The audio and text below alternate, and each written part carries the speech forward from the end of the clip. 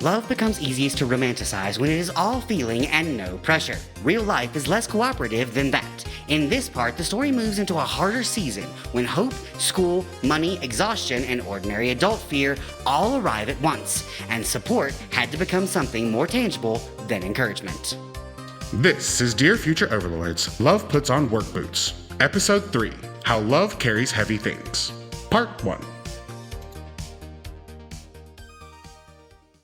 Normal life never shows up in romance novels because nobody wants to read about bills, exhaustion, and low-grade domestic friction. Because once the chemicals stop doing all the heavy lifting, ordinary life steps in and starts testing the foundation. In our case, that friction started with one very adult decision on my part. I had always wanted to go to school. I had always wanted to enter the medical field. But in that earlier stretch of adulthood, school lived in the category of things I wanted but could not do. So of course, in the bright optimism of a new relationship, I looked around and decided this was the perfect time to reinvent my life. What followed was, in hindsight, a truly impressive amount of stress. Since writing that line, I have done nothing but fantasize about what that book cover would look like. Somewhere in a design program, a paperback already exists with a wistful couple back-to-back in a kitchen, one holding a spatula and the other the spiritual burden of utility bills. The title is embossed in aggressive script and the subtitle promises passion, but the real plot is one man disassociating in the glow of a ceiling fan while love quietly sorts the mail. Yes, that is often how growth arrives for human beings. Not as a radiant calling beneath cinematic lighting, but as paperwork, uncertainty, disrupted routines, and the sudden realization that self-improvement has terrible timing. Deciding to become more yourself is noble. Deciding to do it while also trying to sustain a relationship and maintain ordinary life is where the emotional invoice arrives. So when that season started pressing on both of you, what did Jason actually do that made his support real? I remember coming home from orientation crying, which felt dramatic considering I had not even started classes yet. Then the instructor said the one thing I absolutely did not have room to hear. She said you could not do this program and work full-time at the same time. For me, that was not some abstract scheduling concern. I was not choosing between comfort and ambition. I was choosing between survival and logistics. We were in a new relationship and living on 2 incomes. That was the math. Jason did that thing he does, where he stays calm enough for the both of us. I still remember his face. He looked at me and said, "Honey, if this is something you want, we will make it work. Start by trying your current plan, and if it doesn't work out, we will figure out how to keep going so you can finish your schooling." That was all he said. And it was enough to change the shape of the whole thing. After that, I could finally imagine myself getting through it. And when the fatigue settled in, and when I fell apart over homework or concepts I could not quite grasp, what he gave me was not rescue. It was somewhere safe to lean. Ah yes, the rare and majestic boyfriend whose superpower is not panicking at the exact moment everyone else would begin flailing like a haunted inflatable tube man. Christopher arrives home emotionally on fire, and Jason responds like a man calmly reviewing weather patterns over coffee. Disturbing levels of competence, frankly. Yes, that is the distinction that matters. Support is not always removing the weight. Sometimes it is standing close enough that the weight does not convince you that you are alone. And emotionally, that changes everything. The moment someone says with total calm, "We will find a way through this," the future stops feeling like a cliff edge and starts feeling like something you might actually survive.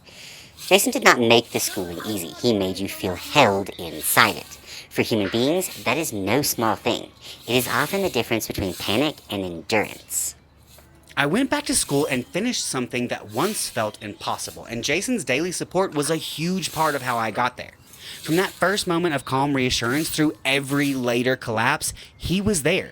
And the important part is that its impact did not stop with school. In our early relationship, it quietly established a pattern that would last. It built an infrastructure between us. It made support feel familiar instead of exceptional. I could attempt difficult things because I trusted Jason to be there when I needed him, and he could do the same because that trust ran both directions.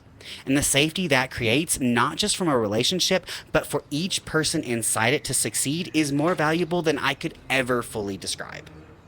Yes, because once that kind of support becomes familiar, it stops feeling like an emergency measure and starts feeling like part of the structure. It becomes the quiet architecture of the relationship, not grand in the theatrical sense, but load bearing. And that may be one of the least glamorous and most important truths about love. It is not only tenderness, it is reliability. It is the repeated human decision to make another person's hard thing feel less solitary. What you're describing is not just comfort, it is reinforcement. The relationship became a place where both of you could risk difficulty because neither of you had to face difficulty alone. And because of that support structure, I went on to build my first career in the medical field. That path eventually turned into traveling medical assisting, falling in love with the state of Colorado, and somehow managing to convince Jason that we needed to move there. Along the way, we adopted 2 wonderful kids together. There were more career transitions after that, and eventually they led me here, starting this quirky little show I call Dear Future Overlords. Through all of it, he just kept showing up. He did what he could, steadied me when I wobbled, and held me up whenever it mattered most. And every time he does, it reminds me that almost nothing feels impossible. So I keep reaching for one goal after another because somewhere in my mind, I already know he will be there behind me. And there is something unbelievably freeing about that. And there it is. The quiet pattern becomes visible all at once. Enough years of steady support and suddenly half a life starts looking less like one man's story and more like a shared construction project. Yes, I am crediting Jason for the creation of DFO. Yes, you should absolutely dedicate your like to him. Yes, because that kind of support does more than soften the fall. It changes what a person believes they can attempt.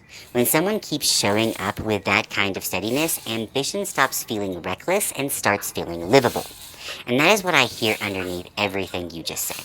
Jason was not only helping you survive hard seasons, he was becoming the kind of partner who made your becoming feel possible.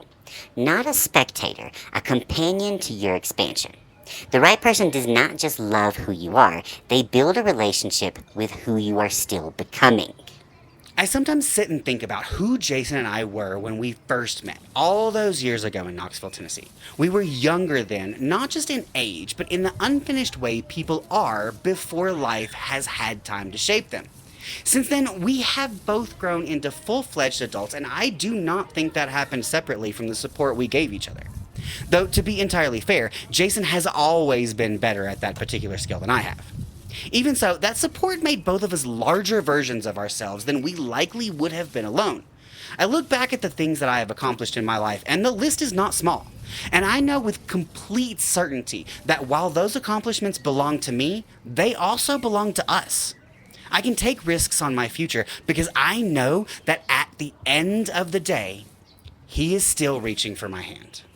Yes, and I think that is the part people routinely underestimate. They look at the accomplishment and see the person who achieved it. They do not always see the steady hand that made risk feel survivable, or the quiet devotion that kept turning possibility into motion. What you are describing is not just love as affection, it is love as propulsion. Love is the force that lets a person keep becoming without fearing that growth will cost them the hand they most want to hold. And I think that may be where this goes next. Into the quieter part of it, emotional support, encouragement, the odd and powerful thing that happens when one person becomes a secure base for another. Because devotion, more often than not, looks like something people do. It is one thing to say someone stood by you. It is another to understand what that kind of steadiness actually builds over time. In part 2, we pull back from the season itself and look at support, not as sentiment, but as structure, reinforcement, and love in motion. It all happens Thursday. This has been a production of Dear Future Overlords. Written, read, and produced by Christopher Gullidge. Thank you for listening. We exist across the ether. Like, share, follow, subscribe. Feed the philosophy, fuel the sarcasm. Visit shop.dearfutureoverlords.com. Transparency for our future overlords. All Christopher or human sections are written by Christopher. All AI or Eric sections are written by AI. For more information on how we write, check out our introduction episode.